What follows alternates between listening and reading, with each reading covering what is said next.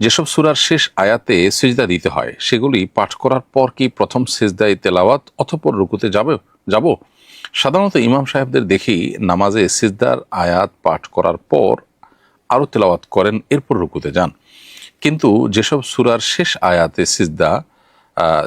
সিজদার সেক্ষেত্রে করণীয় কি? খুবই গুরুত্বপূর্ণ একটি প্রশ্ন। সব সময় সবচেয়ে কম দামে কেনাকাটা করতে ভিজিট করুন দামকম.com।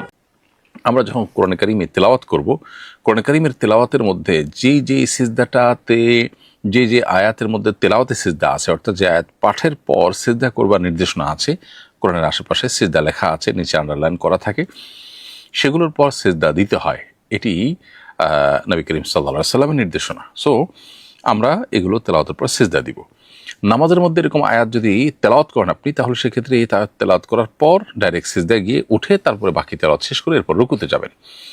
আর যদি রুকুতে যাওয়ার ঠিক আগ মুহূর্তে এই আয়াত পড়েন, অর্থাৎ সিজদার আয়াত পড়ছেন, এটাই লাস্ট আয়াত, তাহলে সেক্ষেত্রে লাস্ট অথবা তারপর 1, 2 বা 3 আয়াত আপনি পড়লেন, তাহলে সেক্ষেত্রে আপনি সরাসরি সিজদায় গিয়ে সিজদা তেলাওয়াতে সিজদা না দিয়ে বরং আপনি রুকুতে গেলেন। রুকুতে যাওয়ার সময় যদি নিয়ত করেন যে আমি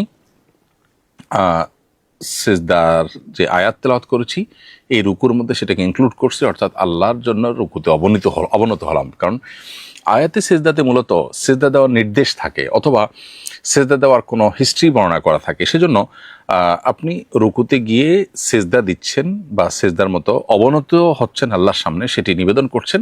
তাহলে রুকুর মধ্যে যদি আপনি নিয়ত করে নেন যে রুকুর সাথে আমি আয়াতে সিজদার যে সিজদা সেটাও দিচ্ছি একসাথে, তাহলে রুকুতেই সেটার পারপাস সার্ভ হয়ে যাবে। কিন্তু ইমাম হিসেবে কেউ যদি এই কাজটা করেন, তাহলে সেক্ষেত্রে মুক্তাদেরকে আগে বলতে হবে, ওনারাও নিয়ত করতে হবে, না হলে এটা সিজদা হিসেবে বিবেচিত হবে না। আর যদি লাস্ট আয়াত বা লাস্ট আয়াতের পরে মাত্র 1, 2 আয়াত তেলাওয়াত করে সরাসরি রুকু করার পর সিজদায় চলে যান, তাহলে ওই সিজদাটাই নিয়ত ছাড়াই অটোমেটিক তেলাওয়াতে সিজদা হিসাবে বিবেচিত হবে, আলাদা কোনো সিজদা লাগবে না, নামাজের সিজদাটাই যথেষ্ট হয়ে যাবে। তাহলে খোলাসা কথা হলো, আমরা যখন নামাজের বাইরে পড়বো তেলাওয়াতে ওই আয়াত তেলাওয়াত করার পর সিজদার আয়াত তেলাওয়াত করার পর থেমে সিজদা দিয়ে তারপর বাকি তেলাওয়াত করব। আর যদি পুরো তেলাওয়াত শেষ করে সিজদা দিই তাতেও হবে। আর নামাজের মধ্যে যদি আমরা আয়াতে সিজদা তেলাওয়াত করি, তাহলে সেক্ষেত্রে সে আয়াতটা শেষ করার পর সাথে সাথে সিজদা দিয়ে উঠে বাকি তেলাওয়াত শেষ করে আমরা নামাজ কন্টিনিউ করব।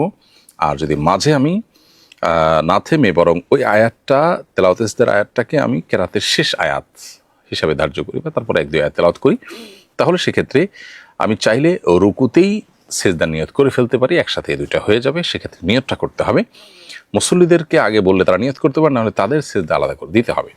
আর সরাসরি যদি আমরা সিজদায় চলে যাই, তাহলে সেক্ষেত্রে রুকু দিয়ে তারপরে সিজদা চলে যাই, তাহলে সেক্ষেত্রে নিয়ত ছাড়াই এটা নামাজের সিজদা প্লাস তেলাওয়াতের সিজদা হিসাবেও যথেষ্ট হয়ে যাবে। তাহলে মোট কয়েকটা পদ্ধতি হলো, যখন যেভাবে শরিয়ার নির্দেশনা রয়েছে তার আলোকে আমরা ইনশাআল্লাহ তেলাওয়াতে সিজদা করব।